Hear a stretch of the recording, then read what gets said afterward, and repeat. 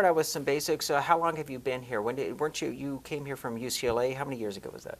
Correct. I came here in 2003, so this is my 9th year that I've been department chair as well as the surgeon-in-chief of the hospital. Great. And your specialty, you are still a practicing active vascular surgeon, is that right? That's correct. Do you focus on grafts or peripheral, what type? The main thing I do now is thoracic outlet syndrome, Okay. so I do a lot of patients that have compression of their artery, veins, and nerves out of the arms, and I do some peripheral vascular work, some work on carotids, Great. and I do research on repair of aneurysms. Great. Well, this is obviously a very well-respected surgery program and hospital overall.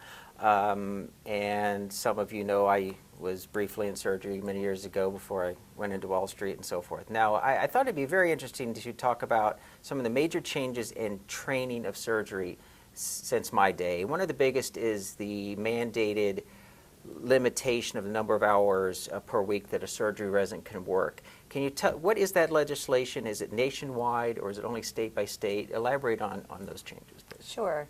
So this all began probably about 10 years ago, where there had been some thoughts about how long residents should work. Actually, it started in New York, where there was a bad outcome, and they thought it was because one of the residents taking care of that patient was tired.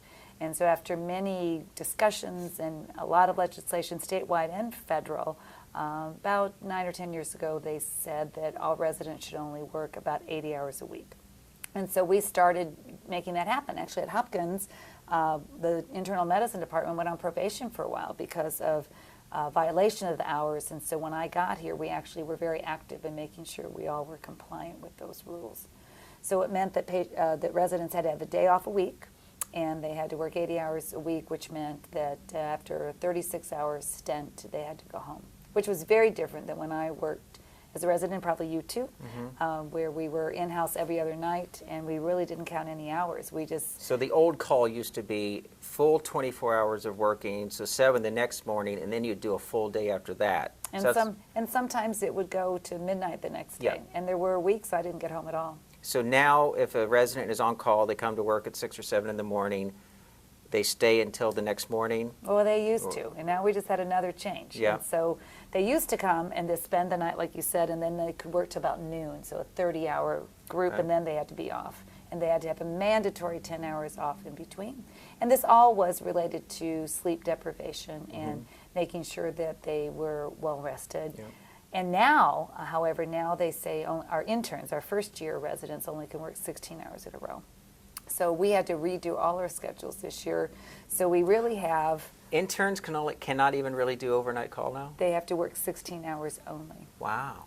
But it's still dramatic. 80 hours, Yeah. but it's 16 hours. Now, the rest of the residents can do the overnight 24 hours, but they Okay. can't stay till noon the next day. And so now what we've had to do is have teams. So we Sure. have 2 teams, 2 interns during the day. They come in at 5 in the morning. They sign out to, or the one on night signs out to them. Okay. Then they work all day, and then the night person comes in at 5 o'clock in the afternoon, and we're doing about 12 to 13-hour shifts. They do that Sunday through Thursday. Then come Friday, they have to go home because they have to have a full day off, so they Okay. go home Friday. So our interns have every Saturday off, and then they come back in on Sunday.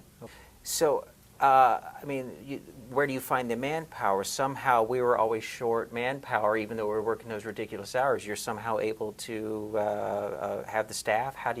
Where did you find it? Are you hiring physician assistants? What did you do? I think when you think back to what we did when we were in the hospital, a lot of things were very important, taking care of patients, being at the bedside, going to the operating room. What we also did a lot of silly things. We pushed a lot of patients. We drew a lot of blood. We had to go look up lab values by hand. We had them in little files to do that. So now residents have access to computers. They don't have to do as much blood drawing. They don't have to push as many patients. And we do, though, use a lot of nurse practitioners, physician assistants, hospitalists, other people to do more of the mundane things. So their focus really is on education. That's the biggest piece, is that they want us to be teaching the residents how to operate, how to take care of patients, and not necessarily doing the mundane things. So we've had to hire up others to do that. We work in teams now instead of one. I think you remember when we trained, you were all on your own, you did it yourself, and you didn't ever complain because it was a sign of weakness. Now they all sign out, they work together. It's a much better group activity. But it's been tough. The hospitals have really had to come up with other ways to get the work done versus the education. I think that was the real purpose of changing these hours, was to not have the hospitals run on the back of the resident. Well, I can see how you can get the efficiencies by just simply having the hospital do what I think they should have been doing all along. Mm-hmm. So, but the downside to that is, are you seeing a different breed of surgeon, a less devoted surgeon? This is what the cynic would say. Well, what's your opinion? Do you think this is a good thing overall? Well, all I know is they never want to go home. Yeah. So the fact that they have to shows that they really, when it comes their time, they will stay here.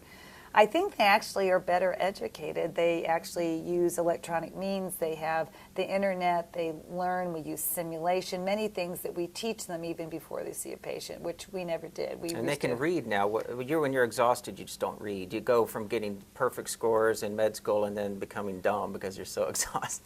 Are you finding more reading taking place? I think so, and we have more education programs, many ways of focusing their education, so it's not just what patient came in that you learned how to make that happen. I think they're going to be smarter than us because of all the innovations, electronics, robots, things like that, where you and I really didn't have the imaging and the technology to learn as quickly and as fast.